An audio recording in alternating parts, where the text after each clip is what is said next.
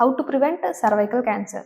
Cervical cancer ముప్పు నుంచి మనల్ని మనం ఎట్లా రక్షించుకోవచ్చు, లేదా ఆ క్యాన్సర్ వచ్చే అవకాశాన్ని ఎట్లా తగ్గించుకోవచ్చు. దీనికి 2 ముఖ్యమైనవి ఉన్నాయి.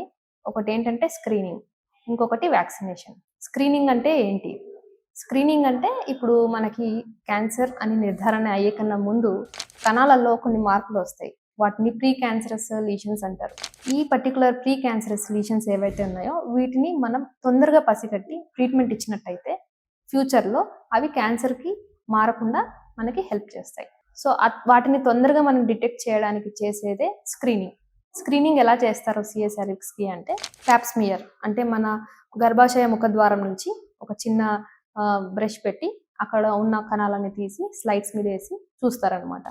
అందులో ఏమైనా ప్రీ క్యాన్సరస్ లీషన్స్ లాగా ఉన్నాయంటే క్యాన్సర్కి ముందు వచ్చే స్టేజ్లు ఏవైతే ఉంటాయో అట్లాంటివి ఏమైనా డిటెక్ట్ అయినట్టయితే దానికి సంబంధించిన ట్రీట్మెంట్స్ ఇవన్నీ జరుగుతాయి అన్నమాట. సో స్క్రీనింగ్ యొక్క ముఖ్య ఉద్దేశం ఏంటి అంటే తొందరగా అంటే క్యాన్సర్ రాకన్నా ముందే పసిగట్టడం, ఒకవేళ క్యాన్సర్ వచ్చినా కూడా అర్లీ స్టేజ్లో పసిగట్టడం. తద్వారా ఏమవుతుంది అంటే తొందరగా పసిగట్టినట్టయితే అర్లీ స్టేజ్లో పసిగట్టినట్టయితే మనకి treatment efficacy rates, chances of cure చాలా ఎక్కువగా ఉంటాయి. సో ఎవరికి స్క్రీనింగ్ అవసరం? సో 25 సంవత్సరాలు దాటిన యువతులందరికీ కూడా ప్యాప్స్మియర్ అనేది 3 సంవత్సరాలకు ఒకసారి చేయబడుతుంది. నెక్స్ట్ వచ్చేసి వ్యాక్సిన్స్. వ్యాక్సినేషన్ ఎవరికి ఇవ్వాలి, ఎందుకు ఇవ్వాలి?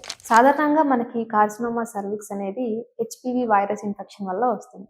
సో ఈ వైరస్ బారిన పడకముందే మనం వ్యాక్సిన్స్ ఇస్తాం. సో అంటే లైంగిక కలయిక కన్నా ముందే మనం ఈ వ్యాక్సిన్స్ ఇవ్వడం జరుగుతుంది.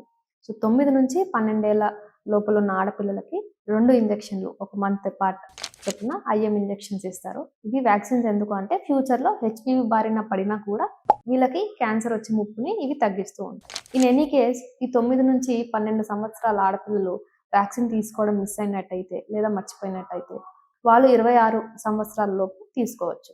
26 సంవత్సరాల లోపు కూడా తీసుకోవడం కుదరలేకపోతే లేదా మిస్ అయినట్టయితే 45 సంవత్సరాల లోపు కూడా తీసుకోవచ్చు.